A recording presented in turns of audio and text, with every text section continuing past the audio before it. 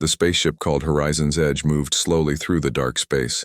Its metal sides had burn marks and holes from the recent attack. Commander Jack Morrison stood by the window, watching another ship spin in circles. That ship belonged to the Velthran Empire, and it was dying. Just 3 hours ago, both ships had been at a peace meeting. Now, dead bodies floated in space between the broken pieces of metal. Jack was a tall man with short brown hair and tired eyes. He had been fighting the Velthrons for 12 years. Everyone he knew had lost someone in this war. He had lost friends, fellow pilots, and even his younger brother who died defending a human colony. "Commander, we are getting a signal from the Velthran ship," said Lieutenant Karen Hughes. Her voice came through the speaker from the main bridge. "Someone is still alive over there." Jack felt his chest tighten. The Velthrons were the enemy. They looked like giant insects with crystal skin that changed colors. They had 4 arms and eyes that looked like broken glass. Most humans hated them. Most Velthrons hated humans back. The war had killed millions on both sides. "Can we get there?" Jack asked. "Maybe. One shuttle might make it through all the floating metal. But it will be dangerous," Karen said. Jack made his choice quickly. "Get shuttle number 3 ready, I will go." "Sir, this might be a trap," said Lieutenant Danny Cole.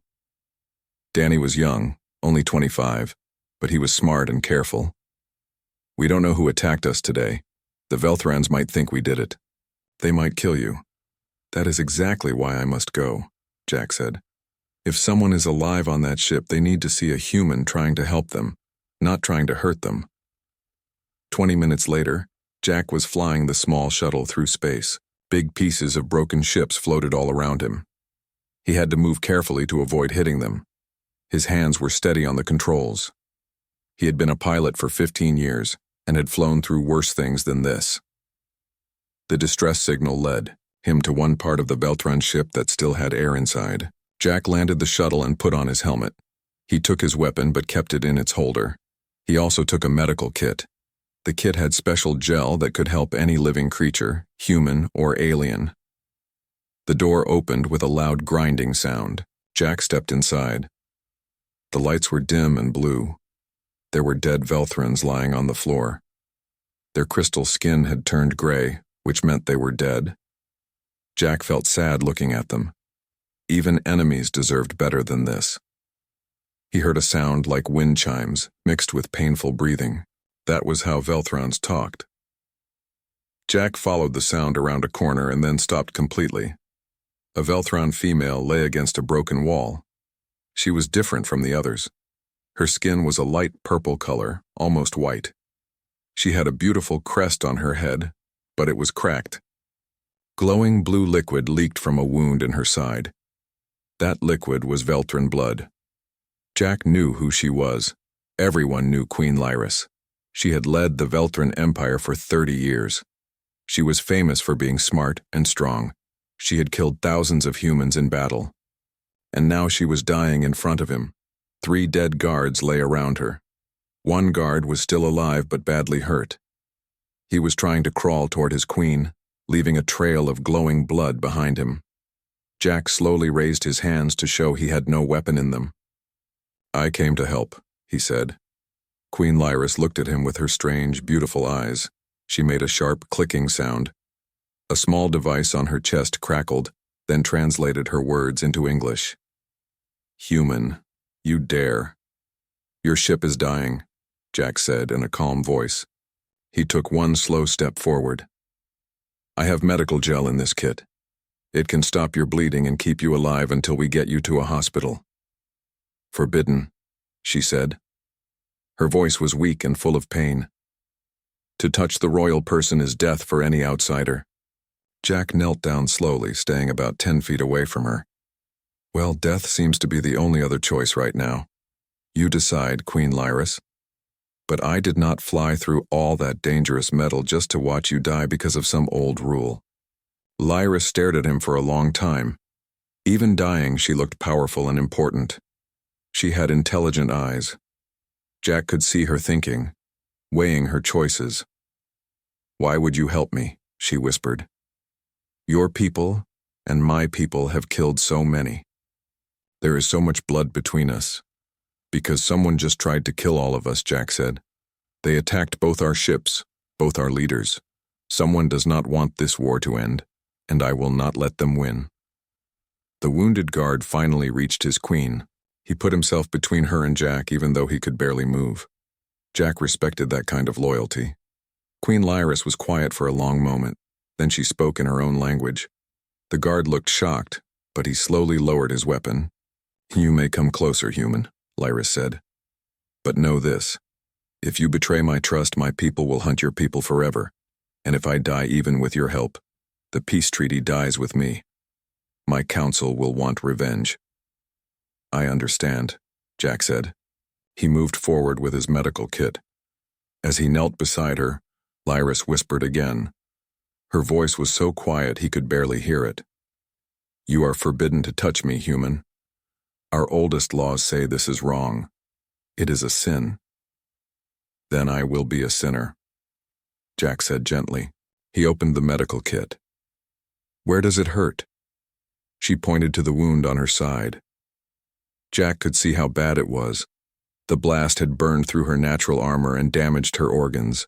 Without help right now, she would die in minutes. Jack worked fast. He spread the biogel over her wound. The gel was green and thick. It would seal the wound and help her damaged organs keep working. It was not perfect, but it would keep her alive. Lyris gasped when the gel touched her. Her skin started to get some of its purple color back. Her hand reached out and grabbed Jack's wrist. She was surprisingly strong. "Commander Jack Morrison," she said, reading the name on his uniform. "I know this name. You defended Colony 7. You killed 300 of my people there." "Yes," Jack said quietly. He did not look away. "And you led the attack on Meridian Station. 2,000 of my people died there." Their eyes met. 12 years of war was between them. 12 years of hate and death and pain. And yet, here they were, enemy, and one was saving the other's life. "If we survive this day," Lyris said slowly, "we will have much to answer for. Both of us." "If we survive," Jack replied, finishing with her wound and moving to help her guard, "we will have a chance to make it all mean something." The ship shook hard. An explosion somewhere made the lights go out. Only dim red emergency lights came on. "We must go now," Jack said. "My shuttle can carry you and 2 others. We have to leave this ship." "My people," Lyris started to say. "Are dead or too far away," Jack said. His voice was hard but kind. "I am sorry, but if you die here, the war never ends. Millions more will die. Do you want that?" Lyris looked at her dead guards. Pain showed on her face, not just from her wound, but from her heart. Then she nodded once. Jack helped her stand up. She leaned on him. Her body felt different from a human's, but her determination felt the same. The guard, whose name was Krell, refused Jack's help. He pulled himself along the floor using just his will to keep going. They reached the shuttle just as another part of the ship broke away into space. Jack strapped Lyris into a seat. Then he helped Krell. Finally, he sat in the pilot's seat. "Hold on tight," he said. "This will be rough." The trip back was terrible. Floating metal almost hit them many times. The shuttle's systems kept failing. But Jack had flown in worse situations during the war, and he was not going to die now. As they got close to the horizon's edge, Karen's voice came through the radio. "Commander, please tell me that is you and not more debris about to crash into our ship." "It is me," Jack said. "And I am bringing guests. Get the medical bay ready. We have wounded Velthrans. One of them is Queen Lyris herself." The radio was silent for several long seconds. "Say that again, Commander." "You heard me right, Lieutenant. And Karen, make sure security knows these Velthrans are under my protection. Anyone who has a problem with that will answer to me personally." "Yes, sir. Medical bay is ready." The shuttle landed hard in the damaged landing bay. When the doors opened, Jack saw his crew standing there with weapons ready but pointed down. Everyone looked tense and scared. He got out first, then helped Lyris come out. The Queen stood up as straight as she could, even though she was hurt badly. She looked royal and proud. The crew stared at her in shock. Some looked angry. Some looked scared. "Listen to me, all of you," Jack said loudly so everyone could hear. 3 hours ago, someone tried to murder everyone at the Peace Summit. They almost won. Queen Lyris and her guards survived, just like we did. They are guests on this ship. We will treat them with respect. Is that clear? Slowly, people nodded. Some did not look happy about it, but they nodded. Dr. Helen Price, who ran the medical bay, stepped forward. She was an older woman with gray hair and kind eyes. "Get them to medical now. I don't care if they have scales or crystal skin. Wounded is wounded, and I treat all wounded the same." As they walked through the ship's corridors toward the medical bay, Lyris spoke quietly to Jack. Her voice was weak but steady. "Your people hate us. I can see it in their eyes when they look at me." "Yes," Jack said honestly. "Just like your people hate us." "But hate does not have to last forever. Someone wants us to keep hating each other. Someone wants this war to continue. I plan to prove them wrong." In the medical bay, Dr. Helen Price worked quickly. She had a young assistant named Lieutenant Greg Parker, who had learned how to treat Velthron injuries during the war. Together, they made Lyris stable and started helping Krell, the wounded guard. Jack stood by the door watching. He refused to leave even though he was very tired. He knew what his crew was thinking. They thought he was crazy for helping the enemy queen. But he also knew this moment was important. It could change everything. Hours later, when Lyris was resting and feeling better, she asked to speak with Jack alone. He went into the isolation room where she was staying. She was sitting up now. Her purple color had come back completely, though she still looked tired. "You saved my life, human," she said directly. "Our laws say this creates a debt I can never repay. Our laws also say I should execute you for touching the royal person. This is a problem." Jack smiled a little, even though he was exhausted. "It seems we are both in a strange situation, Queen Lyris." "There is something you must know," Lyris said. Her voice got very quiet and serious. "The attack on the Peace Summit was not random. I saw the weapons before our ship was hit. They were Velthron weapons, but also human weapons. Both sides attacked both sides." Jack felt cold inside. Rogue soldiers. On both sides working together to destroy the peace. "Exactly," Lyris said. "There are people among my kind who make money from this war. They have built their power on the hatred between our species. I think the same is true among your people." "More than think," Jack said with anger in his voice. "The weapons companies alone have made trillions of dollars from this war. And there are politicians who use the war to stay in power. Then we have enemies everywhere," Lyris said. "And the galaxy believes you humans killed our delegation. My people believe we betrayed yours. Which means the peace treaty is dead," Jack said. "Unless we can show them the truth. Unless we show them together," Lyris said firmly. Jack looked at the alien queen. He did not see an enemy anymore. He saw another survivor, another person who wanted peace. "That will be very hard to convince both our peoples." "Yes," Lyris agreed. "It may even be impossible. But Commander Morrison, I have spent 30 years leading my people in war. I am tired of sending young soldiers to die for nothing important. If there is even the smallest chance to end this war, I must take it. Even if your own people call you a traitor, even then." Her strange eyes looked directly into his. "Will you stand with me, human? Even knowing how dangerous it will be?" Jack thought about Colony 7 and all the soldiers he had lost there. He thought about Meridian Station and all the deaths on both sides. He thought about his crew looking at him with doubt because he saved their enemy. Then he thought about the alternative. More years of war, maybe 20 more years or 50 until one side was completely destroyed. "I will stand with you," he said finally. "Someone has to be the first to break the cycle of hate." The next morning, Jack called a meeting with his senior officers. The conference room felt tense. Lieutenant Karen Hughes sat with her arms crossed, looking suspicious.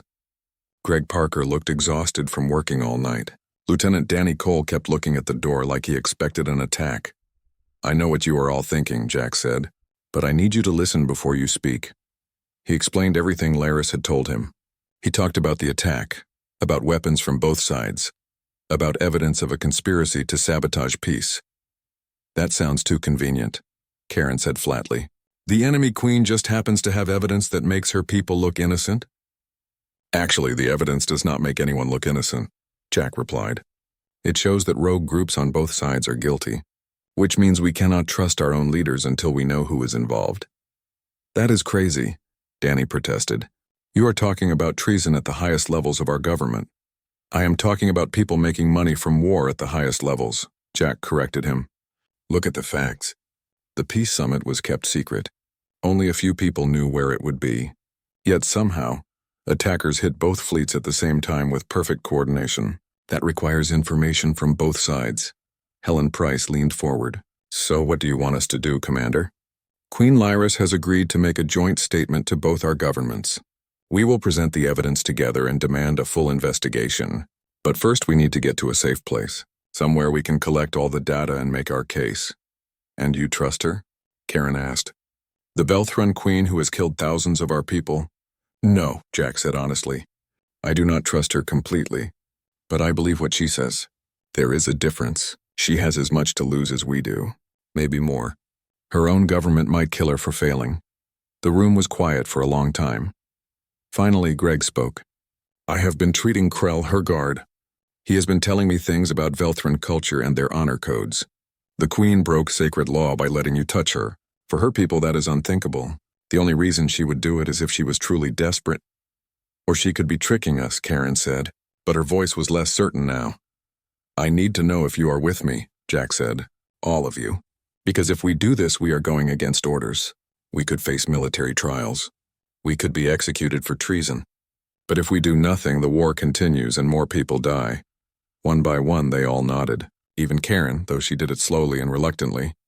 Good, Jack said. Let us get to work. Over the next 2 days, the Horizon's Edge moved slowly toward an abandoned research station called Outpost 12. It was in neutral space, far from both human and Velthran territory. The station had been abandoned early in the war. Jack and Lyris worked together to gather evidence. They reviewed sensor logs and weapon signatures from the attack. Their interactions were formal and careful. 12 years of war and hate did not disappear in a few days.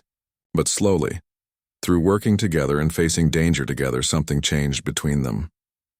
Tell me about Colony 7, Lyris said one evening as they looked at data. What were you defending there? Jack was quiet for a moment. It was a farming colony. 20,000 civilians lived there, mostly families with children. We only had about 300 real soldiers. I was just there on a supply mission when your fleet arrived. I remember the battle reports, Lyris said softly. My commanders told me it was a military base. They said there would be minimal civilian deaths. There were 18,000 civilian casualties, Jack said. His voice was carefully controlled. Your forces were very efficient. Lyris closed her eyes. I did not know the truth.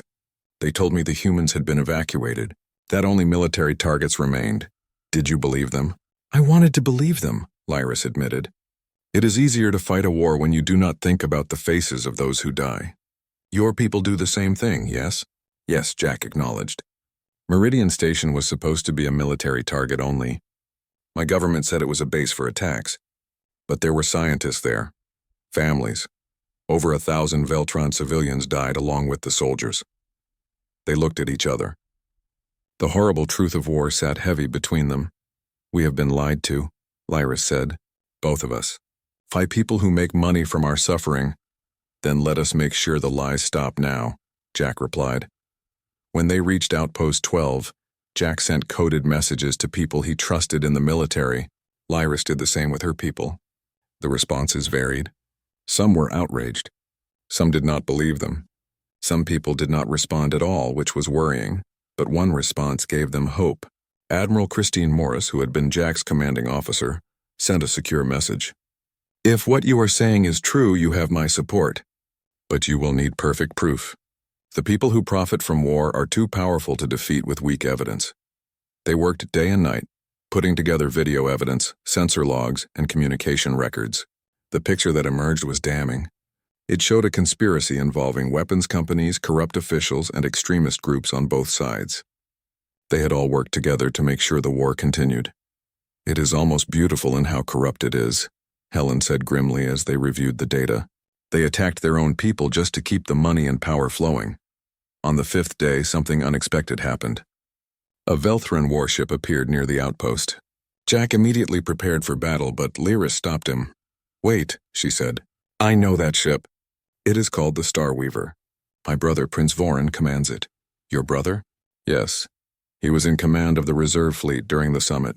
If he is here, it could be good or it could be bad. The communication screen turned on. Prince Vorin's face appeared. His crystal features were harder and sharper than his sister's. He looked at Jack with clear hatred, then at Lyris. Sister, he said in the Velthran language, which the computer translated. You are alive. I received your messages. Many on our council believe they are lies, that you have been brainwashed or forced by the humans.